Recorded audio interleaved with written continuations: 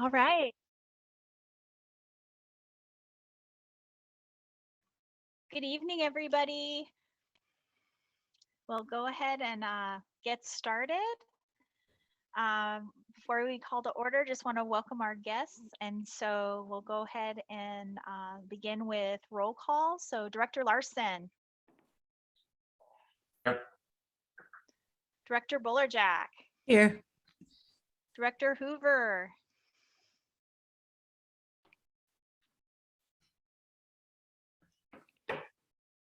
I see her. Hold on, I'm talking. This thing is going to come out apparently. Hold. Welcome, Director Hoover.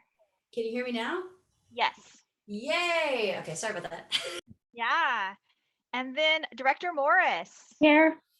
All right, and I, Director Apoa Ryder, I'm also present, and so we'll go ahead and just go into the welcome guests before we get started with presentation. So Dr. Herndon, would you like to take this one on? Sure, just one moment while I pull this up.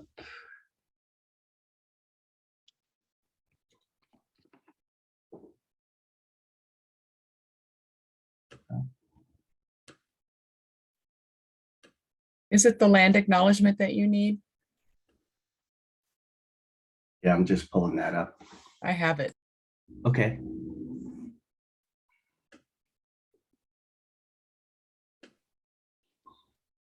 Yeah, that's really small. I can't read that. Well, how about I don't know how everyone else feels, but how about in addition to the land acknowledgement, we've got some presenters and stuff, so we'll just welcome guests too. I know we're going to do land acknowledgement next meeting too. Great. Let me do the land acknowledgement and then I'll turn it over to Ms. Chen to welcome our guests. So we in the Tukwila School District acknowledge that the land where we teach, collaborate, learn, and play is the traditional land of the first people of Seattle, the Duwamish and Muckleshoot people, past and present, and honor with gratitude the land itself and the Duwamish and Muckleshoot tribes. As a public school district, we have a responsibility for the stewardship of this land, and we recognize the Duwamish and Muckleshoot people who have been living and working here since time immemorial. Visit the Duwamish tribe website to find out ways you can stand with the Duwamish. And with that, I'll turn it over to Ms. Chen to introduce our guest for tonight. Hello, everybody. Dear school board member, Dr. Herndon, cabinet members, may I present you the team EIX, Paul and his team. We have Heidi Lamar, my mentor as well, and Nicole Shimizu and Trishana all join us today.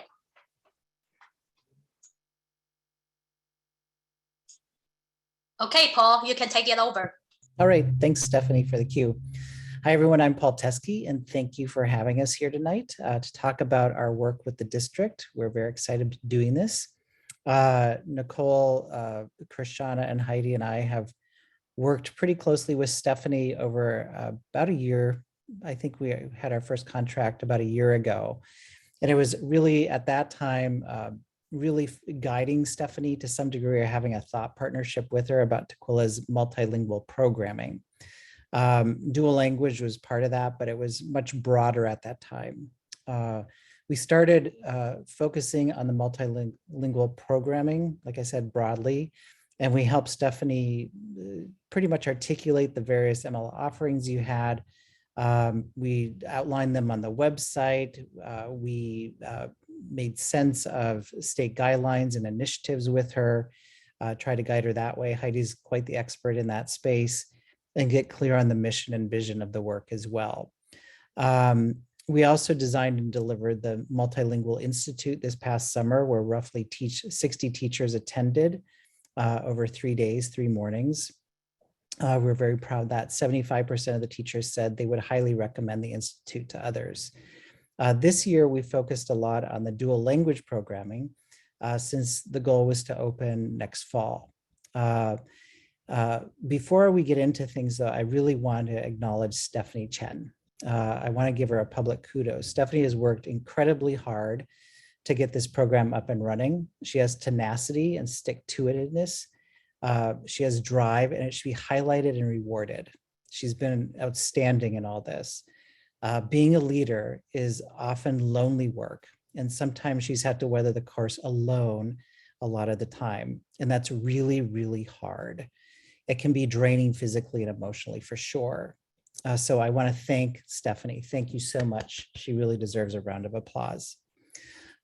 This evening, we're going to talk about the work we have done so far this year and to what effect. We'll also propose next steps at the end. We'll pause periodically for questions, but we also welcome these questions during our session too. Like if you have a question that you just want to ask, go ahead and do it. That's fine with us. All right. So with that, let's get started. Before I do though, is there any questions that you have or any comments that you'd like to make? Awesome. Paul, we do want to remind folks to use speaker view.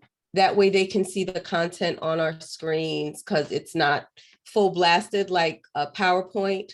We're kind of tech savvy over here at EIX, so we like the Prezi world. So make sure that you have it on speaker view. That way you can see the content and what we're presenting visually as well. Great. Thanks for that reminder, Krishana. Appreciate that. For those of us that are not tech savvy, it's going to just come up for us. Yes, if we can get the screen share to Deb, is it possible to stop screen sharing? There we go. And then if you have a speaker view, and does anyone need help finding speaker view? It's at the very top. Yep. Got it, Edna? Awesome. Okay. So we came in really supporting the Multilingual Initiative. That's what this partnership is about. Like I said, we have focused across the board, but particularly this year on dual language. The partnership, we engaged Tequila in the latest research and methods on culturally and linguistically sustained practices. We provide technical guidance and recommendations based on OSPI guidelines and dual language guiding principles from the Center of Applied Linguistics. And we facilitate discussions, learning based on the Multilingual Initiative, including change management and mindset shifting. We've done a lot of that with the leaders of the district. So this is basically what we've been doing a lot of and filling our time with since October when the contract started with you all. Okay, it sort of breaks down this way. You'll see that most of our time is done training. I'll just get in a little closer to that. Oops, sorry about that. Most of our time is done training with folks, and that includes, we'll go into exactly what all this means. We'll volley back and forth a bit. There's some coaching that we're doing with Stephanie and Ted. There's the reporting out that we do, this included, like this presentation. And then we also do support and strategy work as well. And that oftentimes is ad hoc as Stephanie needs it as we're going through. So that's basically the breakdown. It comes down to this in these particular areas, the coaching with Stephanie and Ted. We do the EL specialist and certification training. We do communications and reporting. We help with that and give some assistance. We do what's cooking Tequila, which we'll get into. Nicole will talk about that. The MLS PLC, which is meant and designed to help you make decisions and do some recommendations for the program. Then we have the district departmental PLC, which consists of district leaders. And then we also have the site leaders and principals as well to that work. I'm going to pass it off to Nicole. Nicole, you want to talk about making the shift graphic here? Remember to unmute yourself. Apologies, so many buttons. It's the first time today that I have spoken without unmuting myself, so I call it a win. This graphic here is an image that helps us think about culturally and linguistically sustaining practices. English language learner programming has historical beginnings in English-only practices and very deficit-oriented practices. Something that was so exciting about our partnership with Tukwila is that your students are largely multilingual students of color. However, the teaching approaches that we use in a traditional educational setting tend to be very monolingual, English focused. And so something that is sort of centering all of our work with all of the groups in Tukwila is helping every stakeholder in the district understand what culturally and linguistically sustaining practices are, understanding where their current practices are, and how they can increasingly move towards additive approaches. Something that we know about additive versus subtractive practices is that with additive practices, our students will be able to leave our system multilingual and will have stronger sense of identity and social cultural development. So that is something that really frames all of our work in Tukwila across all stakeholder groups. Thanks, Nicole. Now we're going to talk about each one of these areas, and we're going to hand it off to Krishana to talk about assisting the key leaders. So with any district-wide initiative, it's really important to collectively build alignment and understanding. And there's so much strategic work that needs to happen, just in terminology, verbiage, who's on first, what's on second, what did you mean by that? I take it to mean this. So our thinking, excuse me, is really being strategic in creating district leadership that worked for creating smaller groups for district leaders, principals, as well as the certificated teachers, as well as our MLS PLC, as Paul named, that are going to be making recommendations for the work. The idea was that these collaborative learning PLCs were spaces that were grounded in racial, cultural, and linguistic equity concepts. Leadership principles like adaptive leadership, change management, communication strategies, psychological safety, organizational culture, all with the hopes of working with leaders so that they can see their connections and contributions to launching a successful district-wide program.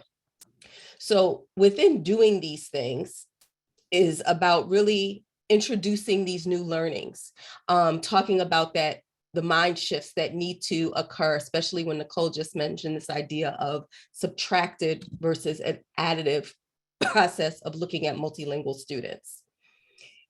And again, the importance of being able to align and being able to look at the importance of everybody being able to see themselves in a district initiative and not just a program.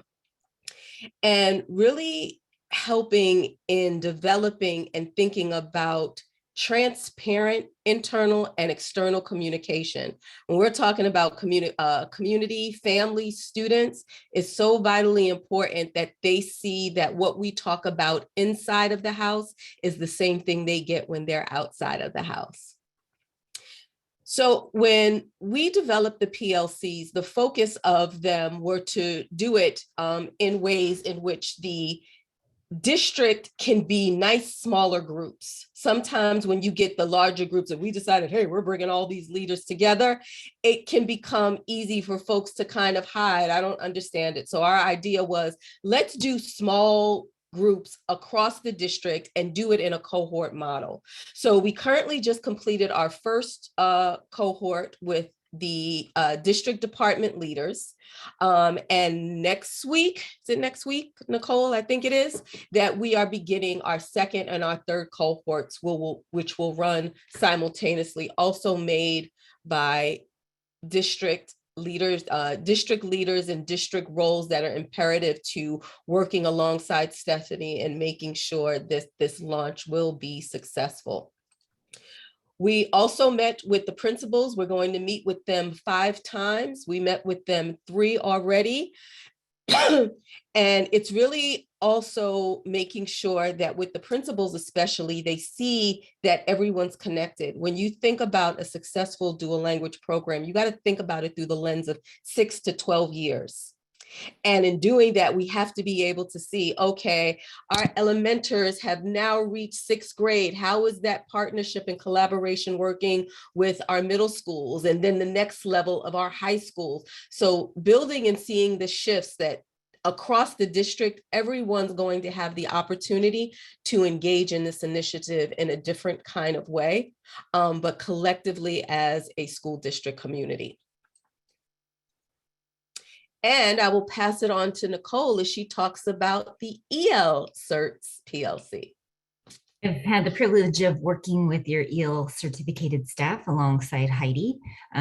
Our work largely with this group is, again, thinking about that continuum that I first shared with you, thinking about their practices, finding through reflection where their current practices live, and thinking about how we can move towards increasingly additive practices.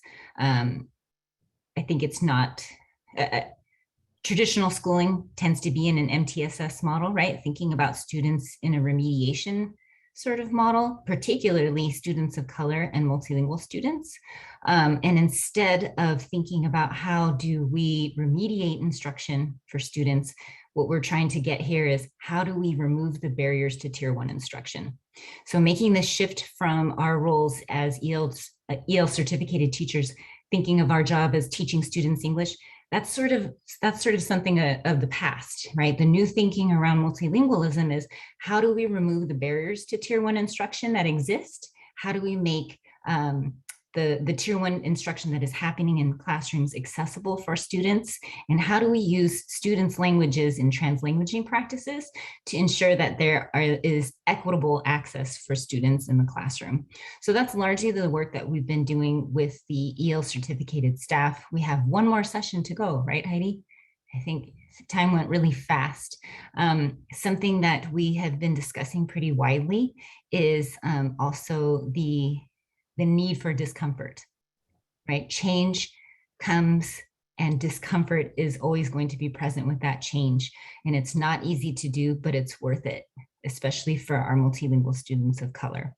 So that's another topic that we've been wrestling with, as well as thinking about technical versus adaptive change.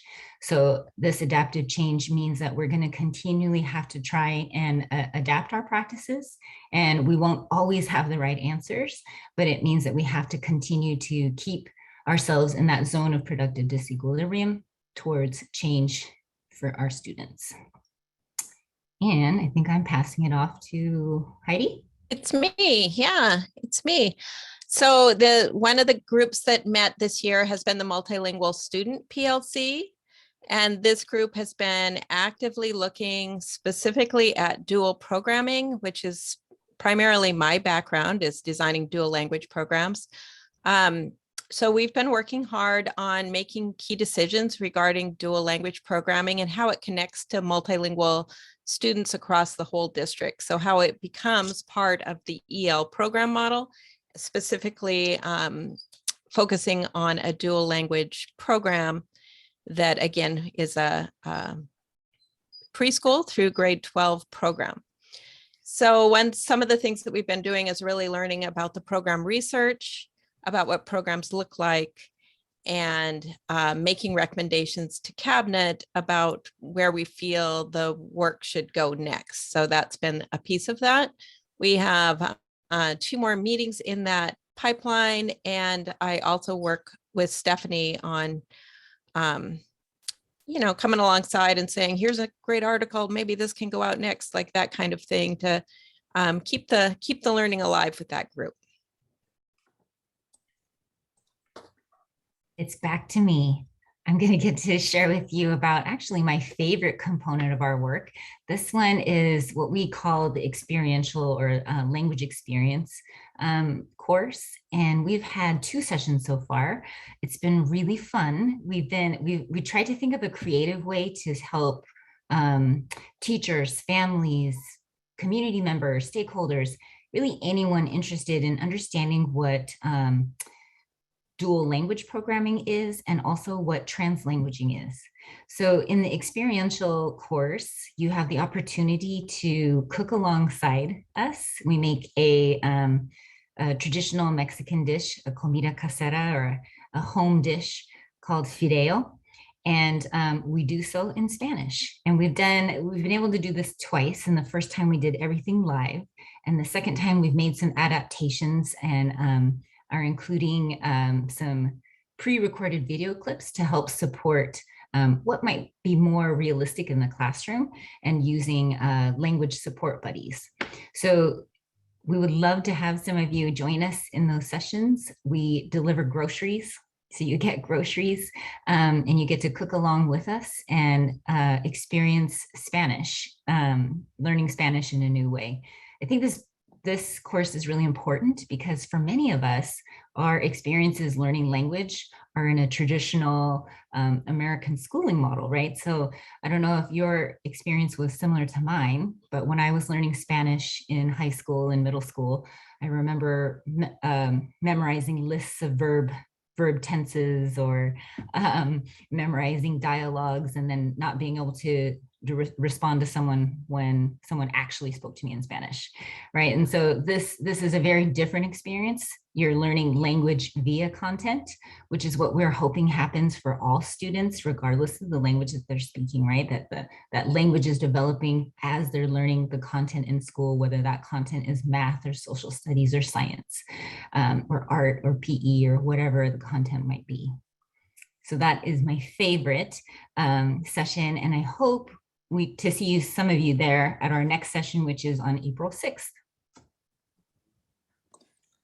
Great. And I'll talk real quickly about communications that we've been doing.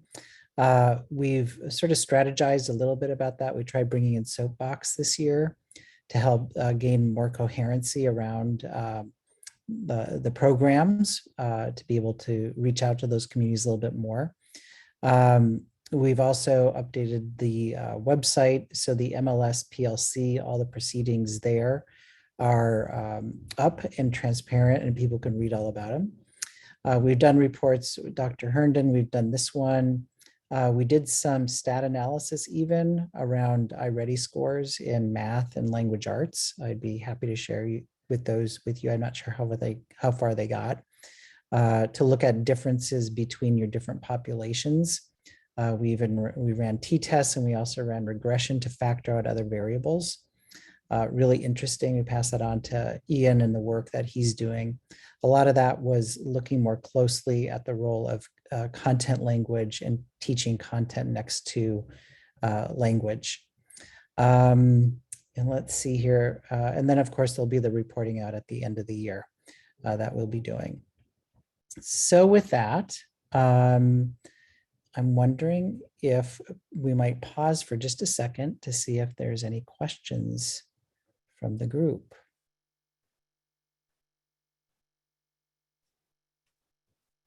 Two quick questions.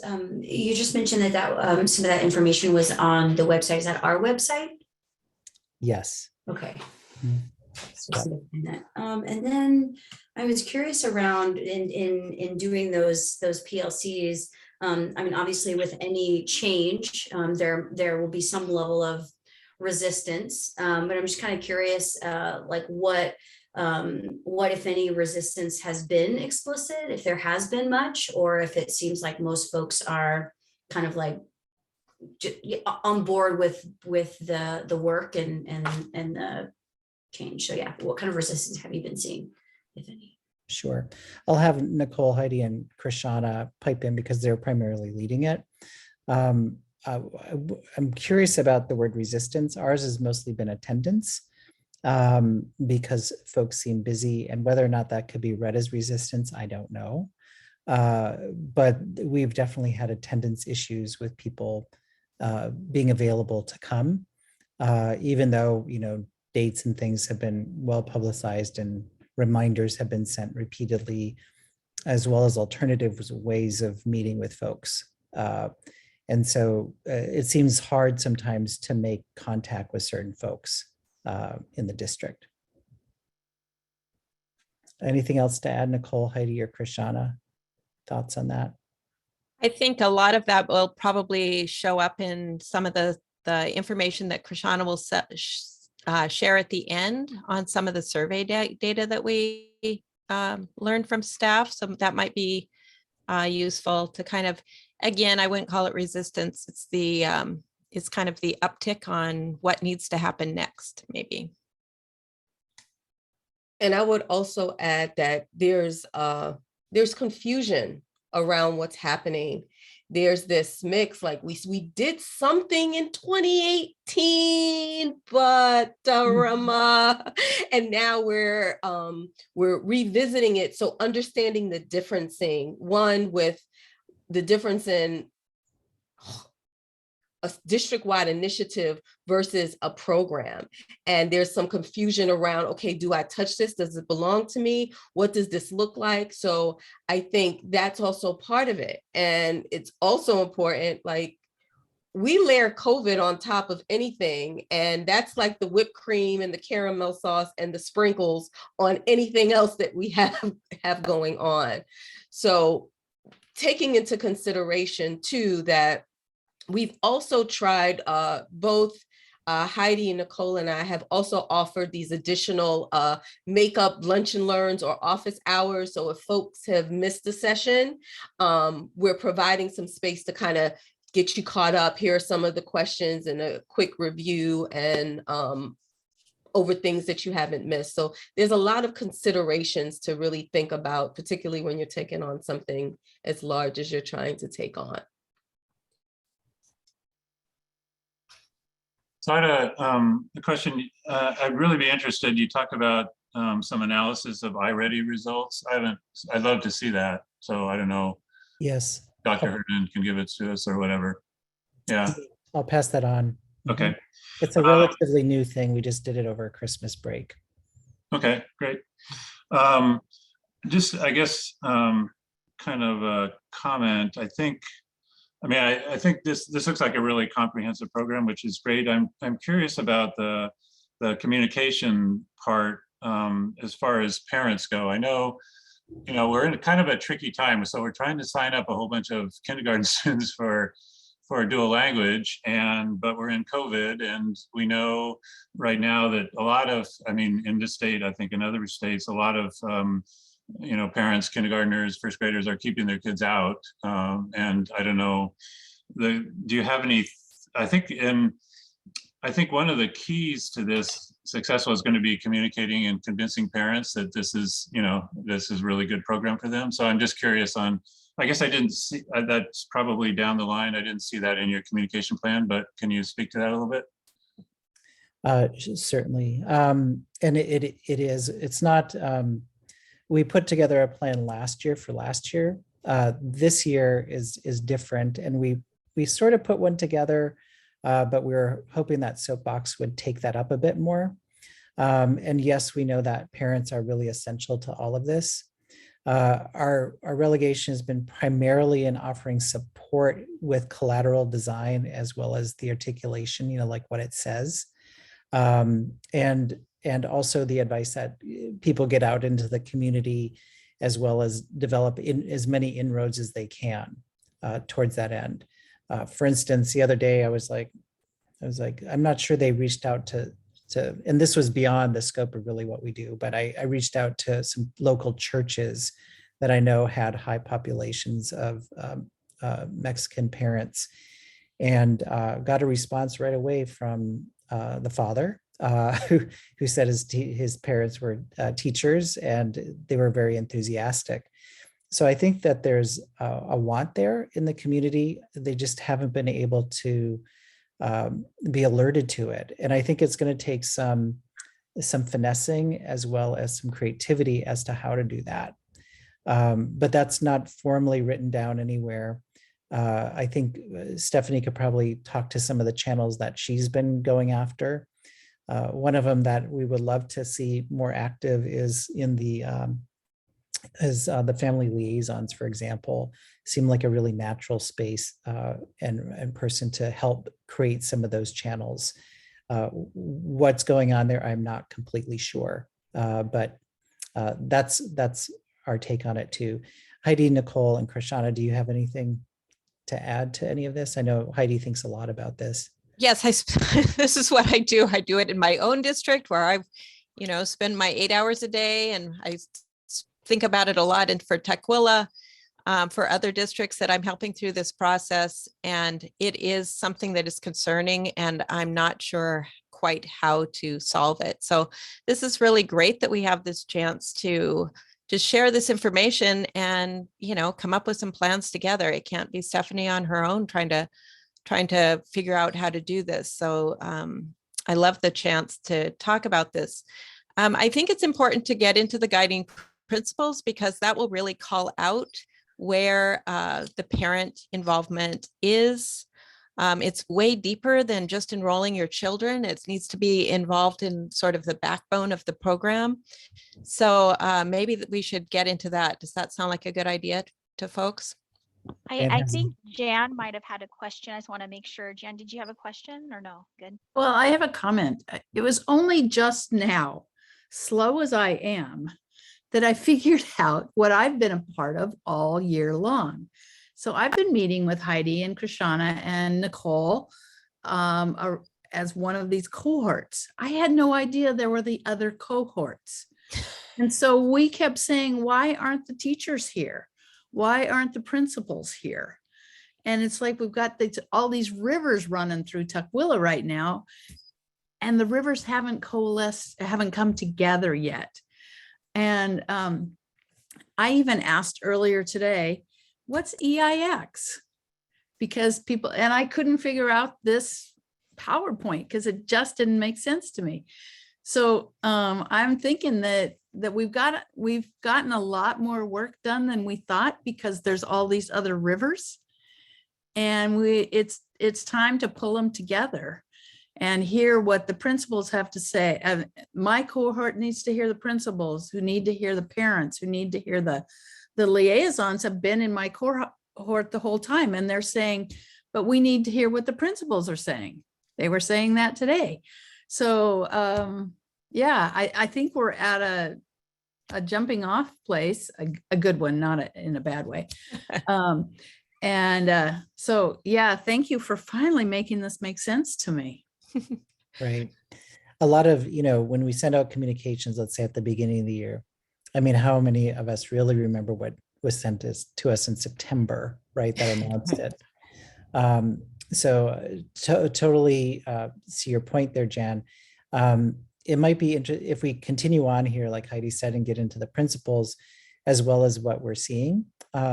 We may want to pause just a tad about the confluence of all these streams coming together, but we'll get to that. So let's get into the principles. Heidi, do you want to guide us through this a bit? Yes, I do. So I hope that you got this in your as a download, or that Stephanie's provided it to you as a hard copy. I know she got copies for folks, and I know at least Jan and Dave have a copy. And Paul had sent it out, the download, the PDF version of this. So the guiding principles of dual language are the principles that were designed in a cohort group between the Center for Applied Linguistics in Washington, D.C., and then Dual Language New Mexico, with the support of Santilla, or whatever that publishing company is, Santillana. These are like the biggest researchers in dual language coming together. The authors are listed there on the cover. And they've come together and taken principles that were previously developed in, I think they were first done in 1997 and then revised. So this is the third edition. And these are really sort of the Bible of dual language. I mean, this is what is used in every dual language program around the United States. And it provides us sort of a backbone, a framework for knowing what needs to happen. So understanding this is really, really crucial. So Stephanie and I have spent hours and hours and hours digging deeper into the guiding principles. We just, in fact, attended a workshop was it last weekend or the weekend before, Stephanie, where Barbara Kennedy, one of the authors of the guiding principles, was speaking. So we were able to hear her information, some news, some updated information. So this is really what guides us in this work. Also, I want to share that, in my other component as a advocate for dual language in Washington State, I sit on a state task force and have been active, really active in that task force for a long time.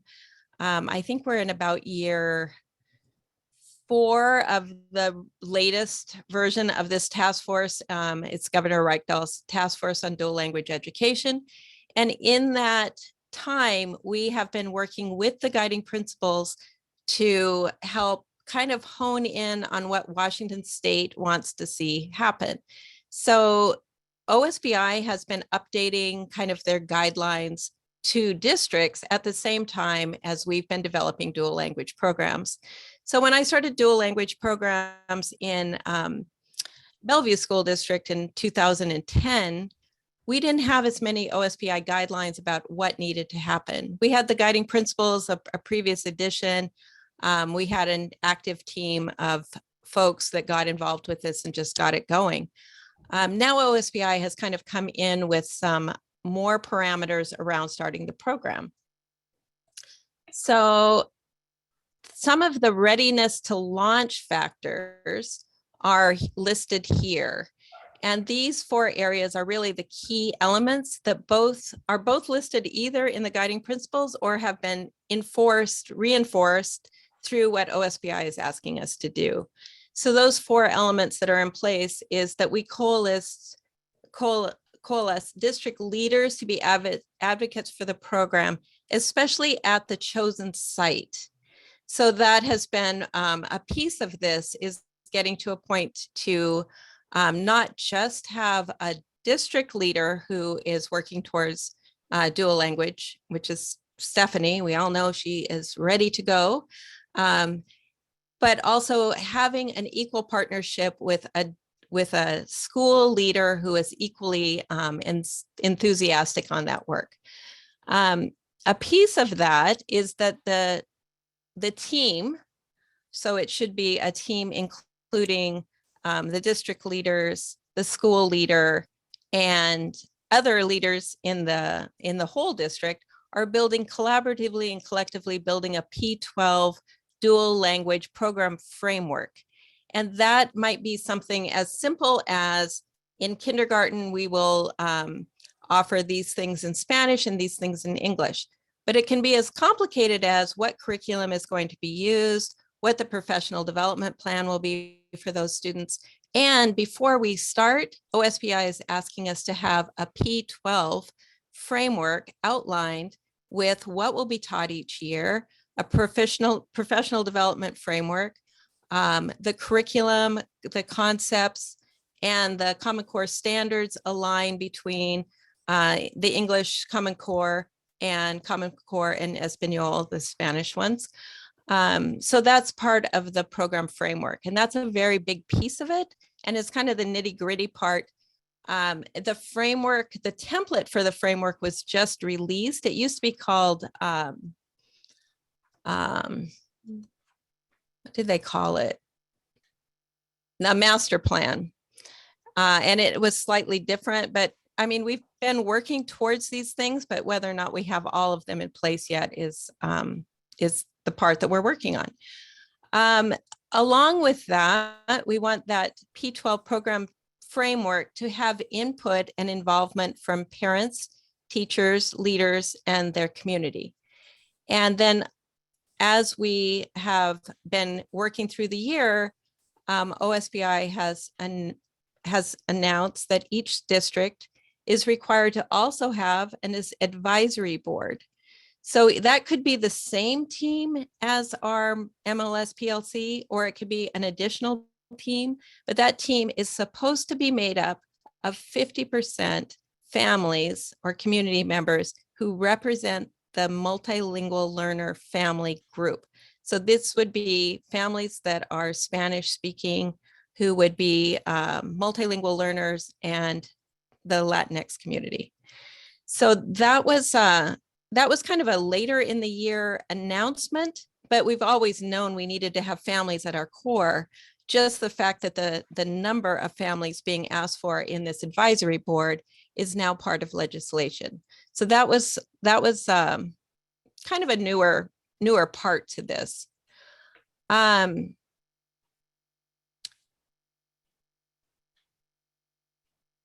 Just checking my notes to make sure I've covered things. So those are the things that we know from the OSBI level, that these are things we've got to have in place to get ready to launch. And that P12 DL program framework is hanging heavy over my head, at least. Thanks, Heidi. I think we're going to be shifting gears here a bit. And what I'm going to bring up right now is the guiding principles. And on page 148 of the large book that we gave you, the guiding principle book, I think it would be good for us just to take a pause and take a look at these different strands, as well as the principles that fall underneath them. So if you could grab that and find that, I just want to have you take a look for maybe 2 minutes and just have some quiet time to pull those out and take a look. Does everyone have those? Edna, you don't? Can you see them okay on the screen? Okay.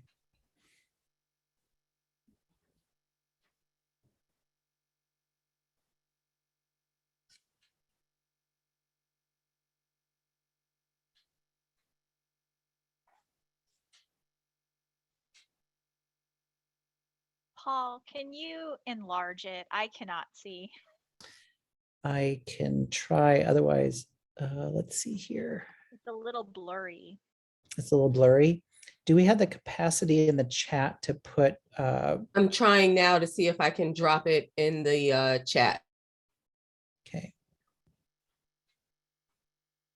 Because that would be really helpful to have that book just in general too.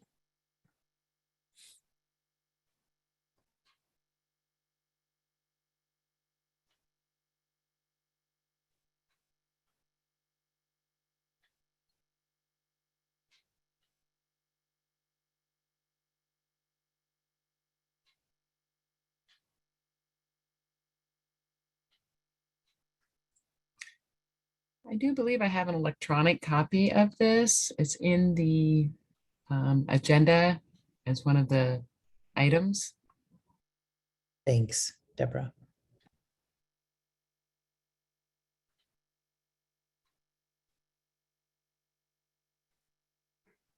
Give me a thumbs up if you got it. 2, 3. Stephanie. For those of you that don't, I can walk you through too. So the top layer, the first strand is program structure. And I need to get it bigger on mine too. And the first principle is all aspects of the program work together to achieve 3 core goals of dual language education: grade level academic achievement, bilingualism, biliteracy, and sociocultural competency. There's 3 more areas there. Program has strong and effective and knowledgeable leadership, an effective process in place to continually get the program going. So planning, implementation, and evaluation. Then we have another strand is curriculum.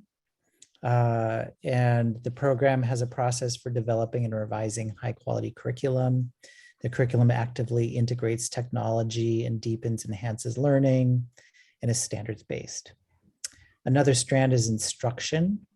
The instruction methods are derived from research-based principles, instructional strategies support the attainment, et cetera, et cetera, et cetera. Then there's an assessment and accountability strand. And by the way, tonight, we're only going to be focusing on program structure, staff quality, community, family area, and then support and resources, and I'll explain why in a bit. So I'm going to hop on down to staff and quality. You can well imagine what that is. It's about recruiting. It's about high professional development and collaborating with outside groups to bring in proper staff.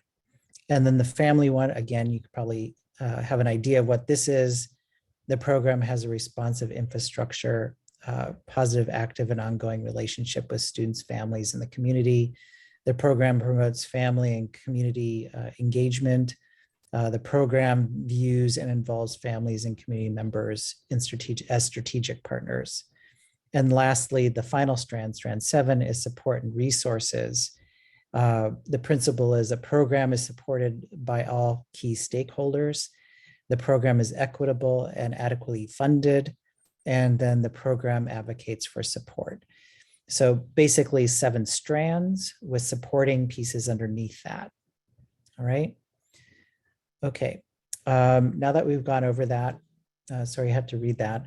I'm curious, by going through that and just listening to that, if there are any questions that come up related to these strands, or ideas or thoughts that come out of them.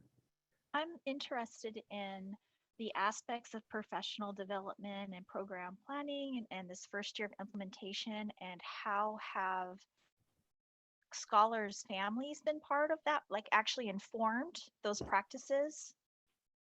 Mm-hmm. I think there was like 3 questions in there.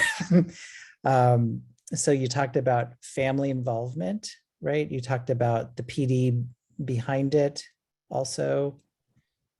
So I guess I heard sort of what's happening this first year with these various learning communities, and I'm interested in finding out during this first year, how have families informed the practices, like what we're training our staff? Like, Mm-hmm. where are our families in the process? Right. Excellent question.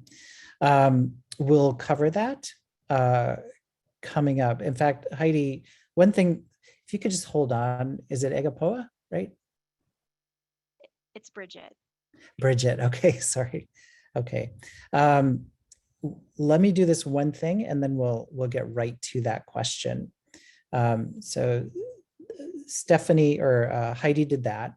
And we'll talk about families and their involvement in just a second here.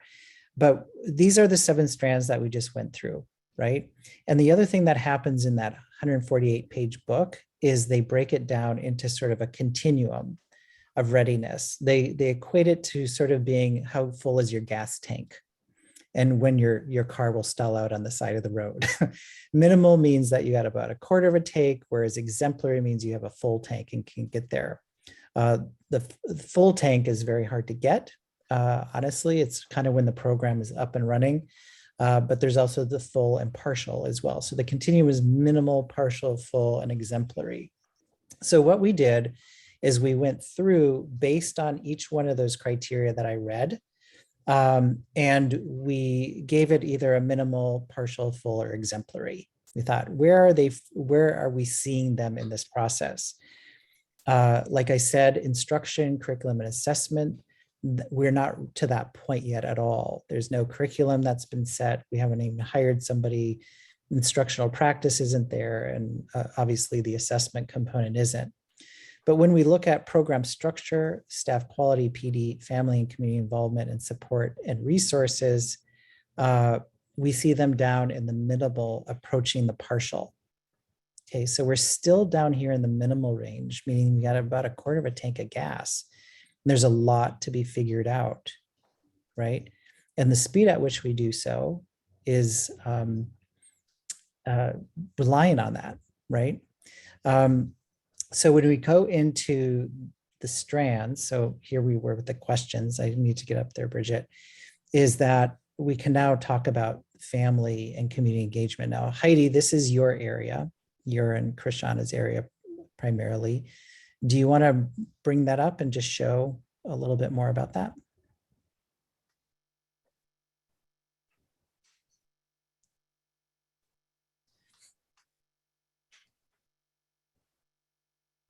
It's going to require me to unmute another time today. And Krishana, jump in. Krishana with her scratchy voice. So principle 6 is around family and community involvement. And if you are looking at that section of the text, one of the things that I really love about this text, and maybe Stephanie can make sure that everyone in the school board has an actual physical copy, because at the beginning of each chapter, there's a research summary that's 2 or 3 pages. It's not super long, it's not super dense, but the research summary gives you sort of the narrative, and then it breaks it down into these different areas that align along the rubric, like Paul said, between minimal to exemplary practice. So what we really see in Tukwila is that there are very strong family liaison network. Like, you guys have a lot of family liaisons who are really, really, really committed to the work because they're bilingual and because they recognize bilingualism as being an asset, and because they know they're walking that walk every day and they want to be part of knowing more about it. Like, I'm really, really impressed with some of your community leaders. They're just really amazing people. For example, there was the I don't know what you guys called it, but the family and community night, and each group met in one different Zoom room. And we, for example, shared about the dual language program in each Zoom room. We had a little PowerPoint, answered questions, just kind of getting the word out. And for example, the commitment of the families in the Somali room, it was impressive. They are just really ready to lean into the idea of a bilingual program. That's exciting because it elevates the idea of language as being really valuable in Tukwila School District. We also see that in your staff. You have a very bilingual staff. Or at least the staff who are bilingual are definitely attending our PLCs. So bilingual staff are very interested and understand the benefit of first language instruction and first language skills. The harder part, or the things that we still need to do, is develop that strong Latinx family liaison in order to really build this two-way communication with families, not so much that we're just informing them of the program, but also, as Callie mentioned a minute ago, or I'm not sure which board member it was actually, but how are we taking what they believe would be beneficial to them and weaving that into the program? So families and staff in a well-developed program would have mutually agreed upon kind of professional learning that would happen throughout the year that would deepen the practice of understanding this. So this is something that's we still need to do in Tukwila to launch a successful program. And that community members develop various ways of supporting the program, so that we're not working in isolation, so that all these communities are coming together to understand this and be beneficial to that. So does that kind of help answer some of the things we've done now and some of the things that we still need to work on in Tukwila? I think it's also, we should also point out that how many families you have informing the work. Is it 3 families, correct? We have had 3 families so far that have attended some of the PLC meetings.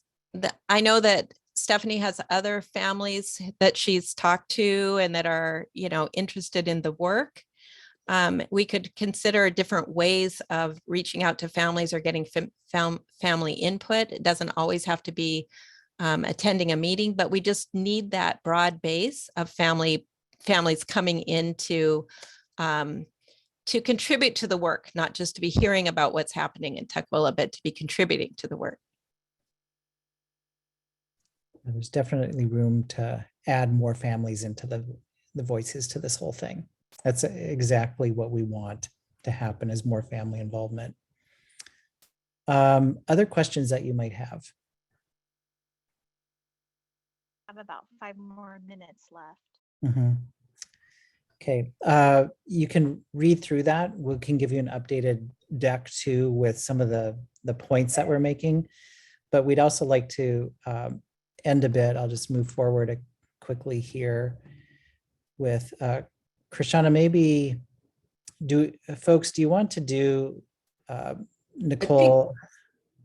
I think we need to sum up the needs that kind of touches on some of the things that we said. So maybe if we just summarize the needs of next steps. Okay, all righty. Hold on, I'll get there in just 1 second. So here are next steps. Obviously continuing training, doing the PLCs and experientials, deepening the conversation with key decision makers in the district, whether that be the leaders or folks from the outside, to do an intentional launch, really focus on equity for all. So everyone has an opportunity to have this great education. Assessment and implementation plan is needed for sure. And as Heidi said, we'd be help guide that production of that.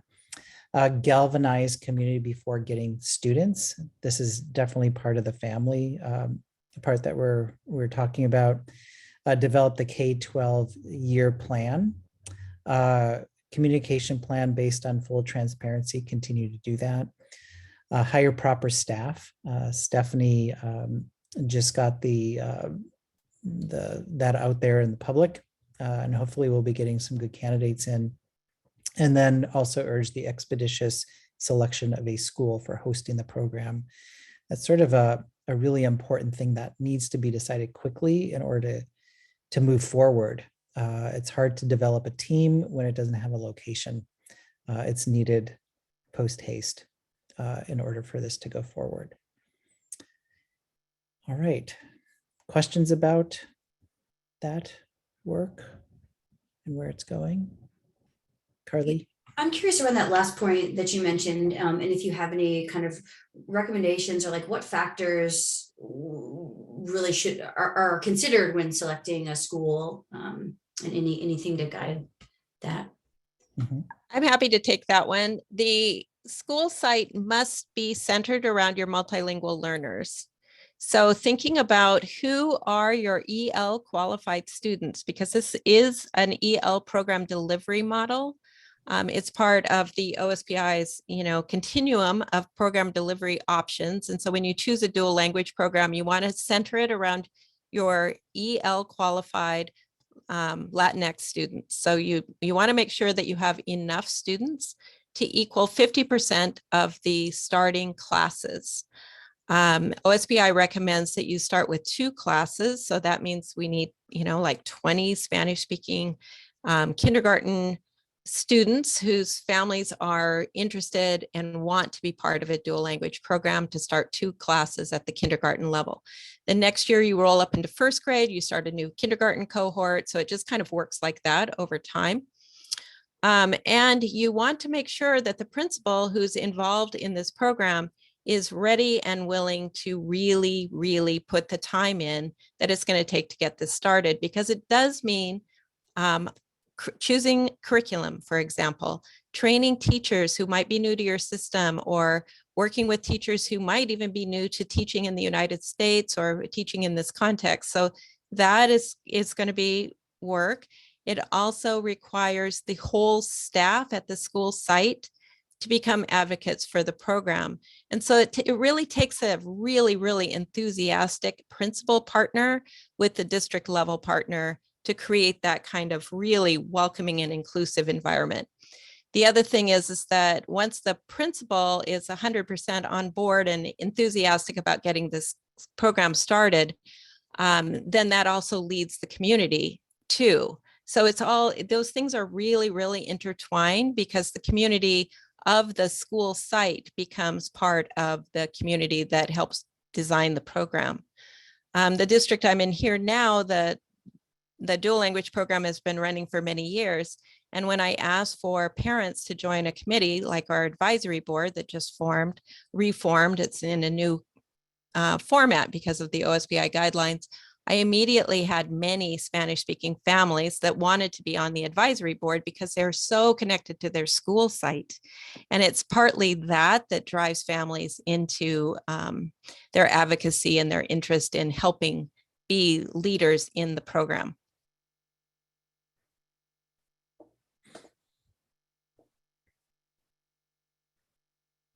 I guess just one thought I was thinking about here.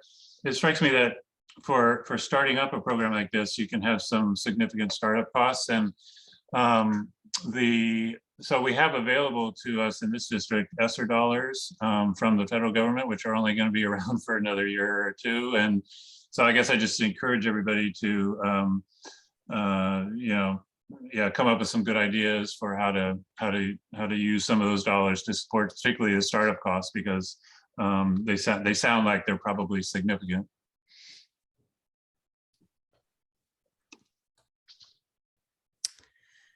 Okay, we're a little past. There's other stuff we would love to talk to you about, but that'll have to do for another time. We could send you the updated deck because we added a few slides in there. That might give you a few other things to go, interesting. And with that, if there's not any other questions, I guess we bid you adieu. This is the first one of these I've done, and it wasn't too terrible. And it was really nice to meet you all as well. Well, thank you so much. We know that there's a lot more work to do, and appreciate all the work that you've been putting in and as a team, and supporting, our staff and Stephanie in the program, and clearly, giving a lot of insight and guidance to help make this a successful launch when that's ready to happen. So I appreciate the expertise that you each bring to the team. Thank you so much, Dr. Herndon. Thank you. Thank you. Thank you, Stephanie, Ms. Chen, for all the work and leadership in our district too. All right, so with that, we'll go ahead and adjourn.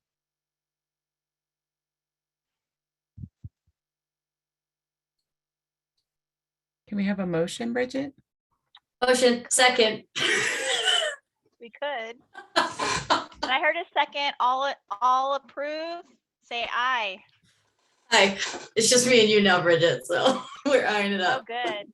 Everybody else left. Well, it was by consensus. It was by consent. Yeah, there you go. All right, bye. See y'all soon.